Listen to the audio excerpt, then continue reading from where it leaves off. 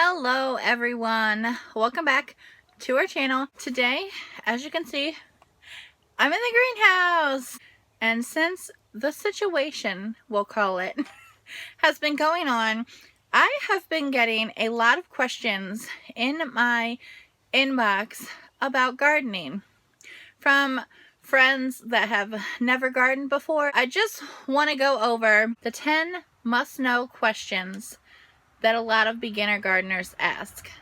So the first one is, what is a frost date and why is it important to know your frost date? There are plenty of sites out there that will tell you your estimated last frost date. Your frost date is the average date of the first and the last frost that occurs in spring or in fall. Make sure that you keep an eye on the weather around that frost date. Here in zone 5A, our last frost date is May 11th, so next week. So make sure that you are looking up your last frost date so you can kind of get an idea on when your plants are going to go outside in the ground. The next question is, can I plant other things in with my vegetables? Yes! Heck to the yes. Do your research on companion planting. Tomatoes, you can plant basil, marigolds. Do your research on companion planting because it is a glorious thing. And you will find your vegetable and then what plants well with that vegetable and then what doesn't plant well with that vegetable. So then you can kind of plan your garden according to companion plants. The next question, what does it mean to harden off my plants? Basically, your plants need time to toughen up before we ship them outside to the ground where they are exposed 24/7 to the sunlight, the wind, the fluctuating temperatures. We just need to toughen them up a little bit before we put them out there. It's kind of like when you're getting in a pool, you just take your toe and you dip it in the cold pool and then you slowly ease on in. So finally you're up to your neck in the freezing cold water. That's what we kind of have to do to our plants. To do this, you want to start with 2 hours every day and then do 2-hour increments up until usually a week. So it is very important to make sure that you harden off your plants before you put them out in the ground. Otherwise, they might not make it. So the next question is, I hear people talking about true leaves. A plant's true leaves. What the heck are they? So I'm going to show you with some of my plants that I have behind me what seed leaves look like and what true leaves look like. This little guy right here, you can see those leaves are kind of boring. They're the only leaves that you see on that plant. Those are this Roma tomatoes seed leaves. So you can see these other ones. This one actually has many stages of tomatoes. There are a lot of seeds in here. So this middle plant right here, you can see those second little set of leaves.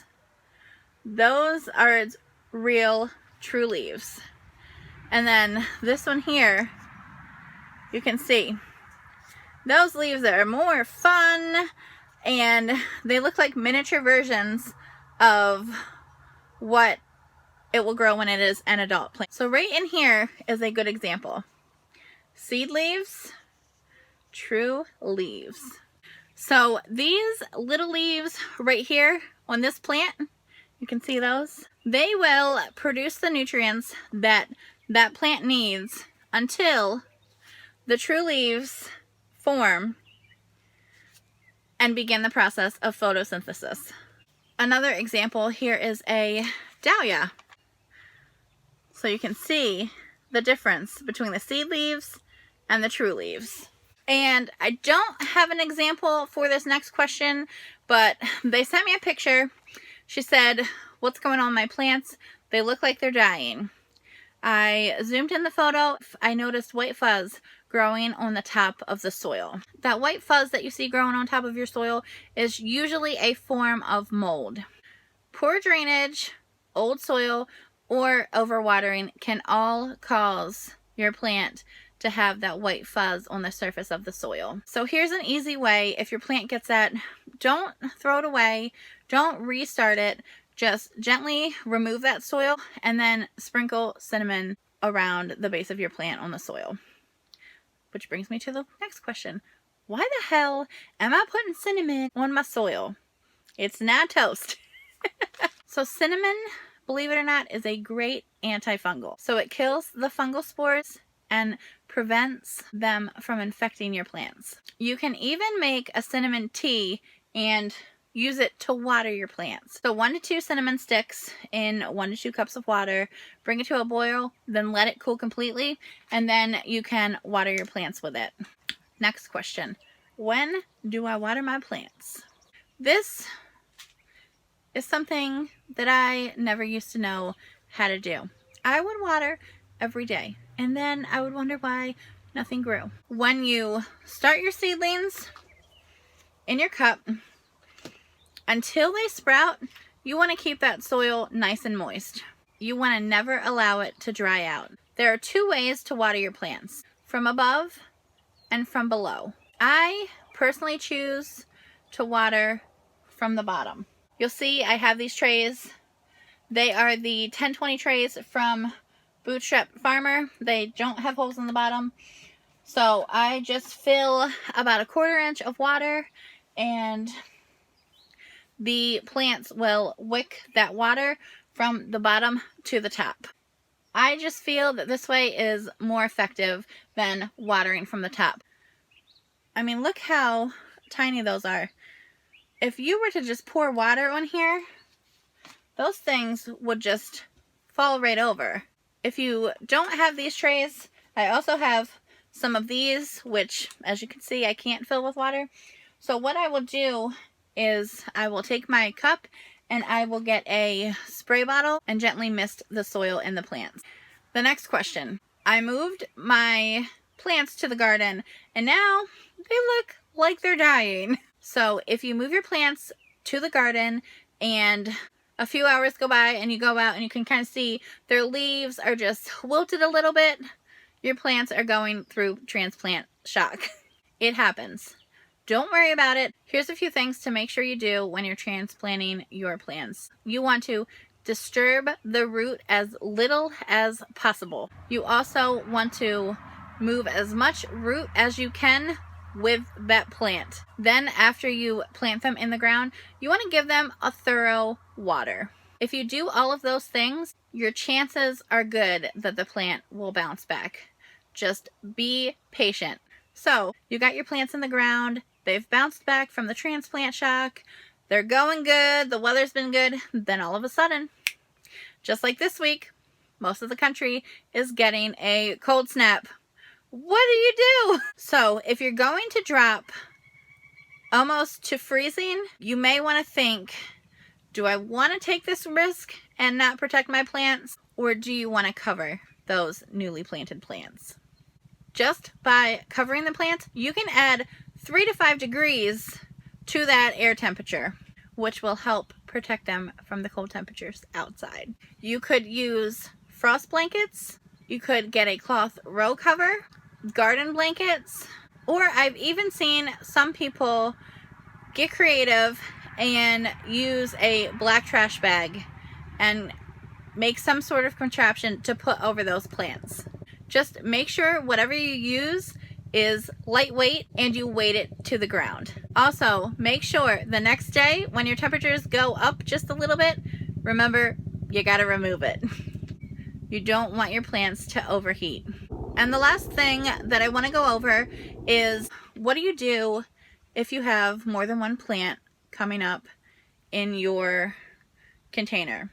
Well, first off, congratulations that you grew plants from seeds. If you look here, this is Thai basil that I have planted. There's no way. There's 7 basil plants in there at all different stages. I can't just take them out of the soil and plant them in my garden. So what you want to do, oh my gosh, this basil smells so good. Basil is my favorite. Sorry, squirrel. But if you know how basil smells, when you have more than one plant growing together like this, you're going to have to thin them out. Whether you choose to thin them out and plant them in your garden, or if you don't have the space and choose to volunteer some to die a little plant death, that's on you. But I just can't see wasting those healthy plants. I will be replanting these. I'm going to wait till those smaller ones that looks like they just popped up today. I'm going to wait till they get a little bit bigger. Well, here is a cup with 5 tomato plants in here. Free up the soil around the cup, and I'm going to gently slide it out. The soil is actually pretty moist, so this is going to be really easy. Actually, you can see they're just kind of just gently pull them apart.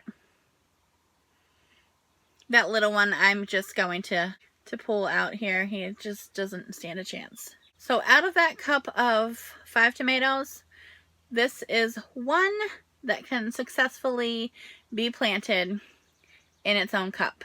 Once you separate your seedlings, just give them their own container and let them continue to grow until it is time to plant outside in the garden. I think it's best to do when the soil is not so much soggy, but when it's wet.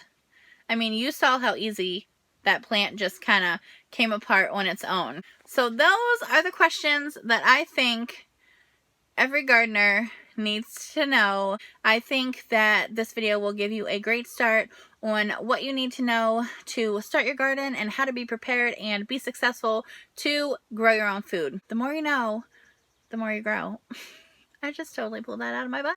Leave your questions down below in the comments, and if I get enough, I will maybe make a second video. Like I said, I am no experienced gardener. I have really only been doing this successfully for 3 years. Thanks for checking out this video, and we will see you on the next one.